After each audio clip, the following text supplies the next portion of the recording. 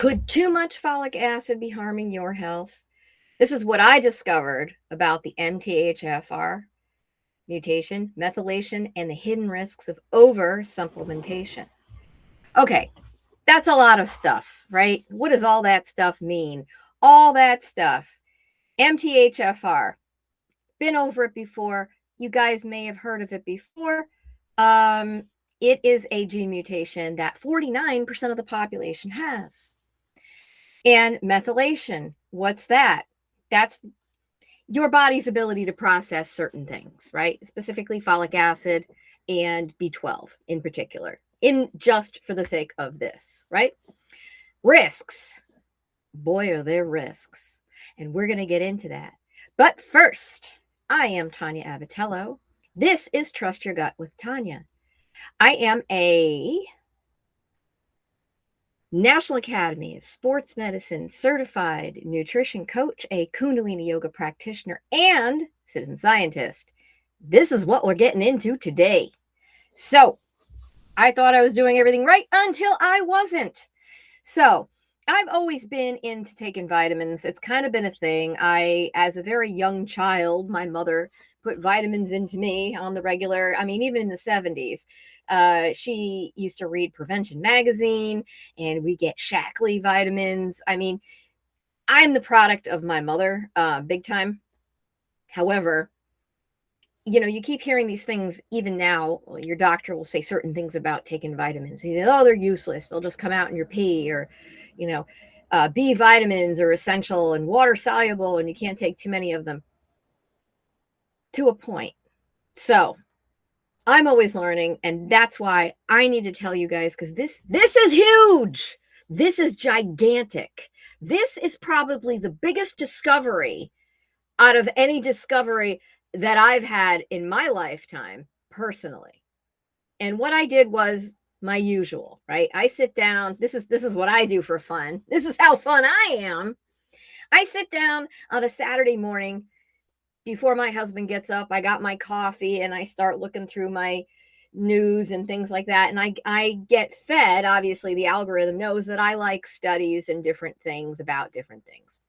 So I had it in my head that I was going to start talking today about hypermobility. Hypermobility, also known in some circles as hypermobility, Ehlers-Danlos hypermobility type, which is a subtype, which doesn't really have, allegedly, a genetic component, but it does. And I'm going to prove that today, or at least show you some evidence that that is possible, right? Okay, I can't prove anything. Nobody proves anything. Science doesn't prove anything.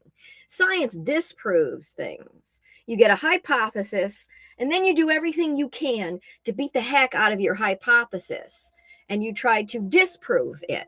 This is the thing that people don't get about science. This is what we're supposed to be doing. You never trust the science. There's no such thing as doing that. So I'm looking at these articles. I'm trying to find it out and the understanding behind it. I knew very vaguely after all the other, I've done podcasts on this before talking about MTHFR and what that is and what it does. And I dance around this a lot, but I finally found some really interesting evidence that folic acid, too much synthetic folic acid, can be contributing to things not only to hypermobility, and I'll explain how it does that, but heart disease, diabetes, and autism. Yes, I said it. So here's how it does that. So first of all, let's give you a little bit of background. So MTHFR, I'm not going to go through what it's called, like the long name. We'll just call it that. So on your genes, you have the little rungs, and some things, certain amino acids match up to other amino acids, and sometimes there's one that kind of is a dangling participle, and what happens is the thing doesn't quite work right. And this happens a lot, because you've got your DNA replicating and replicating and replicating and replicating, and once in a while it's like a factory. Once in a while you'll get something that's a little bit wrong. And when a little bit wrong happens, your body can't do the thing that it needs to do in the best way possible. And you get one set of genes from your mother, one set of genes from your father. And if one of them has that, or both, God help you can have some issues with basic metabolic processing, which means that your vitamins, minerals, anything that you're eating isn't really properly doing what it should. And this can cause all kinds of problems. Now, what's interesting about folic acid is you think, okay, yeah, well, so what? So this is B9, okay, also known as folate. And it's in leafy greens and different foods. And if you have one or more copies of this gene mutation, it's not enough. So what ends up happening is you run the risk of having a lot of issues and deficiencies. But if you're a pregnant woman and you're doing this, you're having this problem, you could have a baby literally without a head. Okay, it's called anencephaly. It's horrific. And the response to this was, oh dear God, neural tube defects. So it's basically the spinal cord doesn't really, there's like a gap in there because all kinds of weird things happen in utero, the way the fetus develops and everything. If things aren't just right and folic acid is needed for this, I should say, keep saying folate, not folic acid. What ends up happening is there could be a hole or a cleft palate, or literally the baby's born without a head. And that would be enough, I think, if I were a doctor and I started seeing this happening. When they got to the bottom of what was causing it, they went, oh, we got a problem. So how did this happen? Again, you've got people that have this mutation, and it's 49% of the population. That's a lot of people, primarily Caucasians and Hispanics that have this issue. And they were looking at the food. Well, why aren't they getting enough of this in the food? You're supposed to, actually, you get it from wheat and grains too.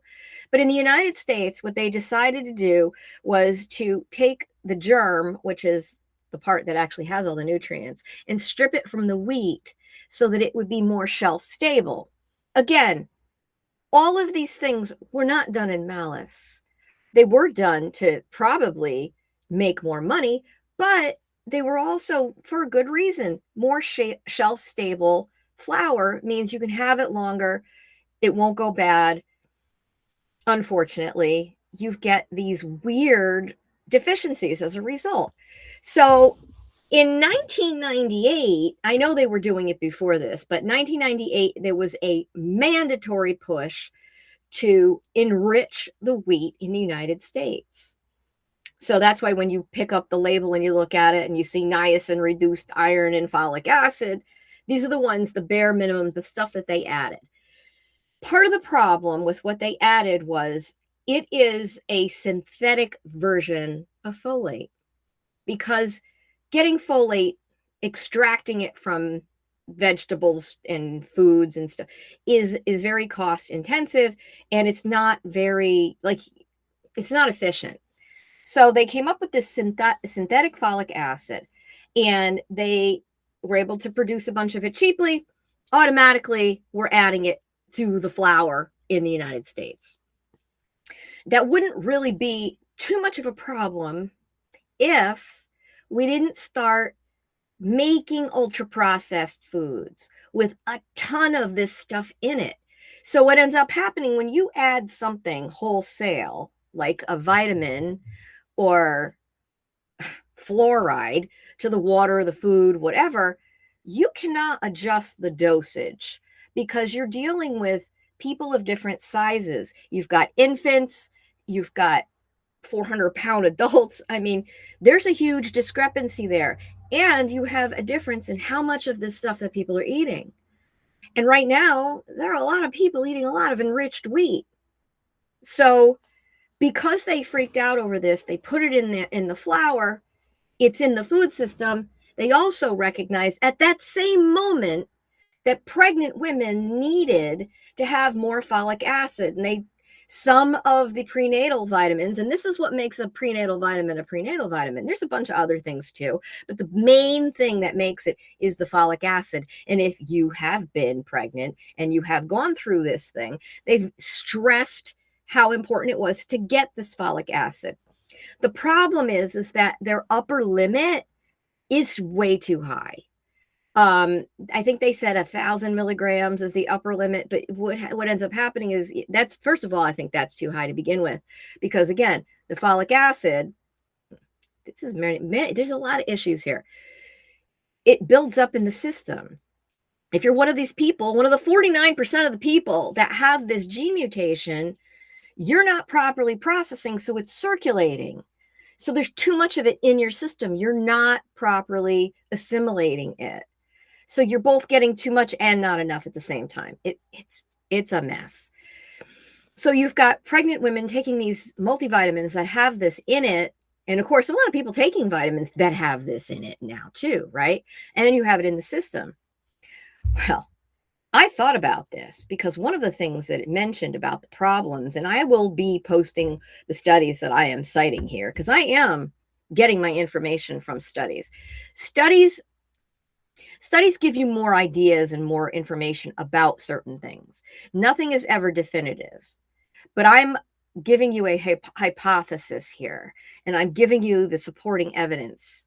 And what I do see in this is that there is a difference in folate, which is the natural form of B9 found in food, and folic acid, the synthetic version used in supplements and fortified foods.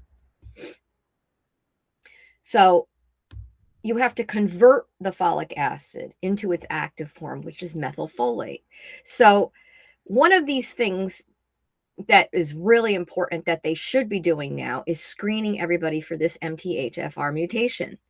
Because if you have that, you absolutely need to make sure that you're getting methylfolate and that you're careful and you're not eating the synthetic folic acid in the enriched flour. Now, I noticed when I was a child that I was getting bloated and gassy. I had horrible gut issues. I had horrible mood issues. Again, I've recently been identified as being on the spectrum, and I know that, that can mean anything to whoever wants to make it mean something. But I know that I was far worse when I was eating folic acid. And my childhood was miserable because of it. I mean, not miserable, but I was in pain all the time. And I thought it was the gluten. It wasn't for me. It very well may have been in conjunction with this, but I eat European wheat. And this is why people are out there yelling and screaming like, hey, I went to Italy and I was able to eat everything and I felt great. This is why. They're not spraying the stuff. It isn't overloaded with gluten. Do they have ancient grains and stuff? Yes, there's lots of reasons why, but I think one of the really big ones is this folic acid. And when you start seeing what too much folic acid does to people, it makes sense. It increases homocysteine, which increases all kinds of inflammation in the body, which creates diabetes and heart disease. And I know I got it in my family. And I know I got the copy from my dad because he's got this going on. And I can see it. I saw it in his blood results. One of the other things that happens when you have this problem is if you're taking synthetic B12, cyanocoalbumin, instead of methylcoalbumin, it builds up in your system too. So what ends up happening is things get messed up and it looks like you have too much B12 in your system when you don't have enough. His results came back. He had a whole ton of B12 in his system. And I'm like, what is going on? I put him on the methylated Bs. His results came back recently. Everything's normal. So I know that, again, he's just one guy, but I saw this, okay? I saw the results in tests. So the unmetabolized folic acid is the issue. There are so many things that can happen. You can have cognitive issues, as I said, the mood thing. Oh my goodness. I mean, I really truly believe that getting too much folic acid contributed negatively to my ability to deal with anything. I am prone to autistic meltdowns. And when I come in contact with folic acid, I have it's virtually impossible for me to deal if things build up. I mean, I've learned a lot of coping mechanisms. I have a lot of support in my life, metabolically and, emotionally, socially. But if I'm having this, it's almost like all bets are off. So, if you have a child who's on the spectrum, or if you yourself are neurodiverse or anything at all, please look into this as a contributing factor to your negative mental health, because I am certain that that was a lot of it that was behind it. Immune disruption is in there, developmental concerns. Again, a lot of the reason why this happens in utero to the children of people that have this problem, if you have it yourself, is in utero. It causes neurological damage to have too much B12 or folic acid in your system. So it causes brain damage. And that's what they're calling this autism. And that is how it manifests. And this is one of the reasons why, you can't just say that, everybody, again, this is such a contested issue of autism. Like, who is it genetic? Is it environmental? Is it this? It's everything. That's the point. This is my unified theory of autism. It is the death by 1,000 cuts. There are so many little things that can happen to somebody in utero. You're so sensitive as a little fetus in there that all these things can contribute. And, on top of it, we've got all these environmental toxins and stuff in the food. I mean, it's no wonder. But I can see in the show notes, I'm going to show you, there's diagrams and stuff that show this U-shaped relation to folic acid and autism levels. So it's very important because folic acid prevents neural tube defects. Like, this is not debated. Like, you can go to your doctor and they'll be like, oh no, you need to take it. But the right kind is what's important here. There is emerging research. Too much is not harmless. It is actually very detrimental, again, in another way, right? The two, high maternal folate combined with high B12, is associated with an increased autism risk. There's a PubMed. I'm linking it. You can read it for yourself. It's there.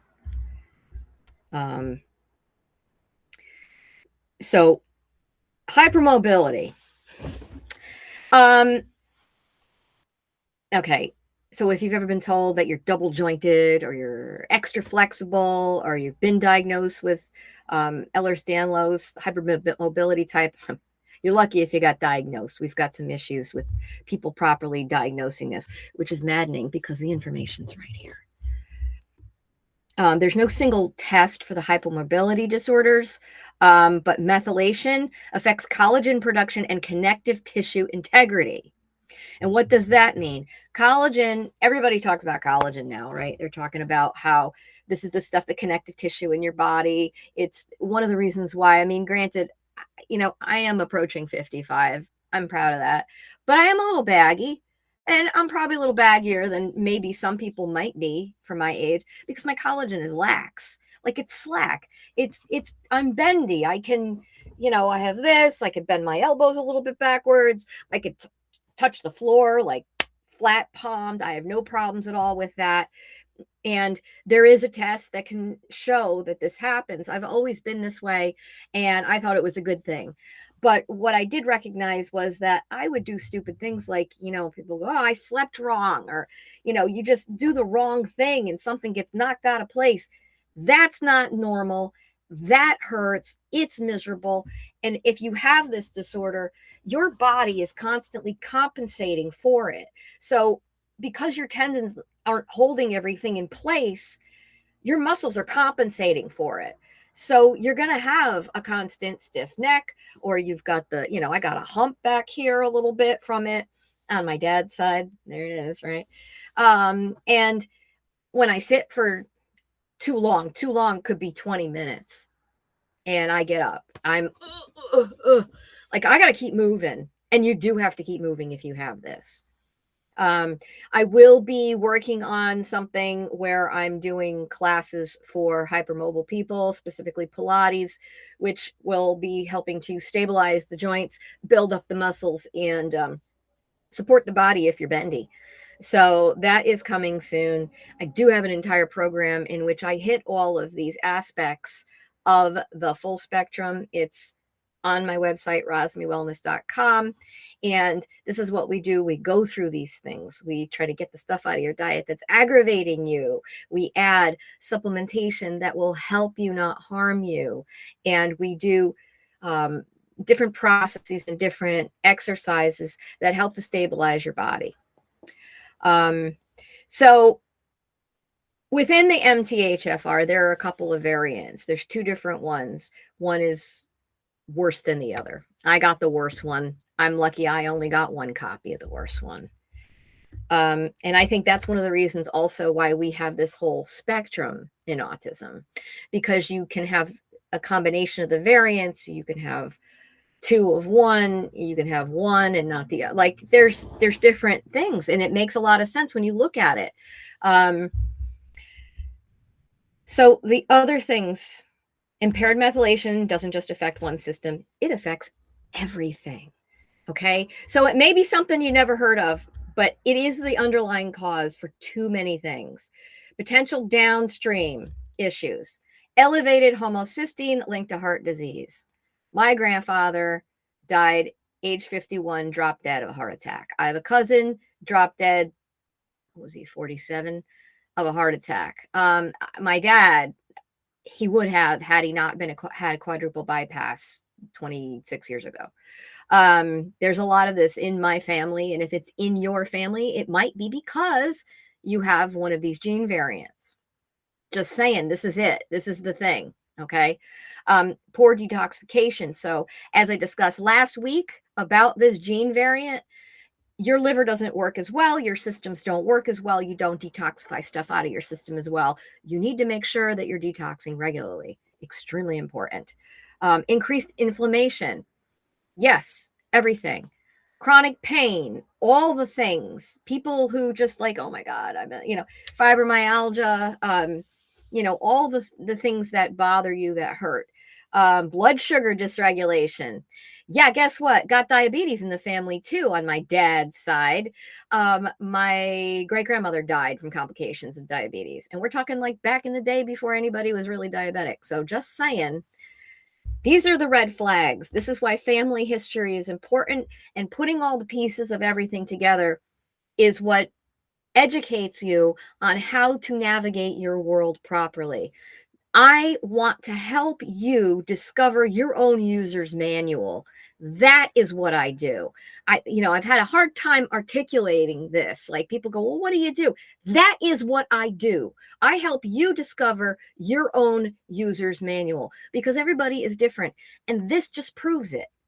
It proves it further. We have our genes are doing different things. Your body's doing different things. Where you live impacts this stuff too. So, could chronic overexposure to synthetic folic acid be quietly contributing to modern disease patterns? I'm going to say, heck yeah. And hey, RFK Jr. and your chronic disease epidemic concern, get the freaking folic acid out of the food system now and replace it with folate. Or stop bleaching and stripping the wheat. And then we won't have all of these issues. If you need to have things supplemented, then the food's not nourishing people. And that's why we got to take supplements, which stinks in my opinion. So I decided that I was going to go, all right, so in the United States, we fortify our wheat. Italy does not. So what do their rates of autism look like? Well, United States, mandatory folic acid fortification since 1998. Again, guess what, guys? And I will drop that chart in the show notes. you can see a direct correlation. Again, all the correlation is not causation. People can come at me. But here's the thing. If you take the chart of when they started adding the mandatory folic acid fortification and the chart of autism cases, kind of sort of in and around 1998, 2000 is when it really takes off. Because at the exact moment that they started doing the mandatory folic acid fortification, they started making sure women were getting it in their prenatals too. So again, the road to hell is paved with good intentions. And I totally understand why they did this, but it's the wrong form for half the population. That's the problem right here. In Italy, there's no folic acid fortification, and the supplementation varies by region. Italy, they're still not really through with this unification process, and I think a lot of people in the South aren't happy about it. And there's a huge socioeconomic gap between the people in the North and the people in the South. The people in the North have more money, the people in the South have less. And what that results in is the people in the South a little more rustic. They're going to be probably still giving birth at home, maybe. My mother didn't need that. I'm not going to take these vitamins. And they probably don't. Consequently, you would think, oh, well, they're getting better maternal care in the North and they're getting these supplementations that everybody would be better off. No, the rates of autism are higher in the North than they are in the South. Could it be other factors? Maybe. But that's definitely one that I looked at intentionally because the rates of autism in the United States are 1 in 33 or 26 or some horrible number. In Italy, it's 1 in 77.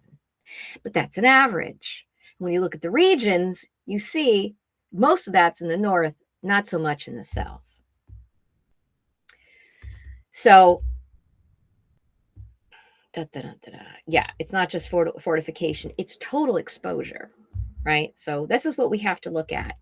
And I'm going to go out on a limb here and say, this probably goes for all of your supplements. This is one of the reasons why I do what I can to help people straighten that out and make sure that they're not getting too much stuff, because there are some people that really do believe more is better. I fell for that. I still might be taking too many different things right now for different things, but I'm working on that and I am whittling things down. But it's not causing me problems. That's the thing. Everything's great. I mean, I'm probably one of the healthiest 54-year-old people you've ever met. No, not really. But seriously. So what do? Yeah, this isn't about fear. It's about individuality. It is. We're all different. What works for me may not work for you. More nutrients doesn't necessarily equal better health. Synthetic is not identical to natural, and genetics matter. Genetics load the gun. The environment pulls the trigger. Always remember that. So when people go off and go, well, it's genetic, you can't do anything about it. No, it is genetic and you should do something about it. Practical steps you can take. Test your levels. You can do that. They usually test folate, B12, and homocysteine. Extremely important to do that. Evaluate your supplements. I have a supplement review. You can go ahead, click the link. I will include that in the show notes as well. It's on my website at rosmewellness.com. I will go through that with you and get you straightened out. Be careful of your foods too, right? I always suggest to people, and I'll do this, I can wholesale suggest this to you. Stop eating American wheat if you know what's good for you. There are plenty of places that you can go to now to get Italian wheat pasta, to get Italian wheat flour.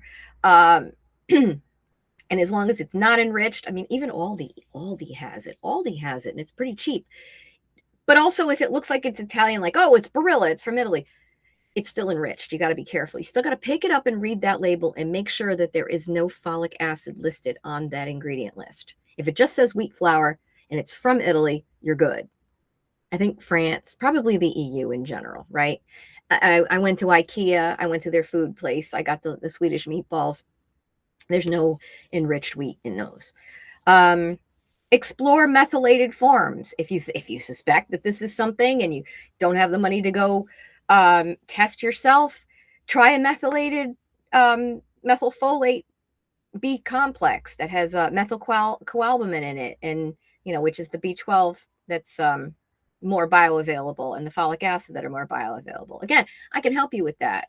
Get a 15% discount at my Fullscript, and I can give you the guidance on which ones to take. They're good vitamins. They're not just the crap you get at Walmart. And really important, consider the MTHFR testing. I have that available to you if it is not covered by your insurance. I can offer it to you at a discounted rate. And I get nothing from that. I just want to make sure you know that. But it is part of when I do these reviews with you. It is included in that you can get a requisition, sign up at Quest or any other lab that you go to, and just get it handled. And you'll know for sure. And you'll know which kind of MTHFR. I can help you analyze the results too. So we've been taught to fear deficiency, but rarely are we taught to question excess. Your body doesn't just need nutrients, it needs the ability to process them. And when that process is disrupted, everything changes. So just recognize that you may have this issue too. It could be what's behind a lot of problems. It could be the cause of a lot of problems. And it is definitely an important thing to consider. So I will leave you with that.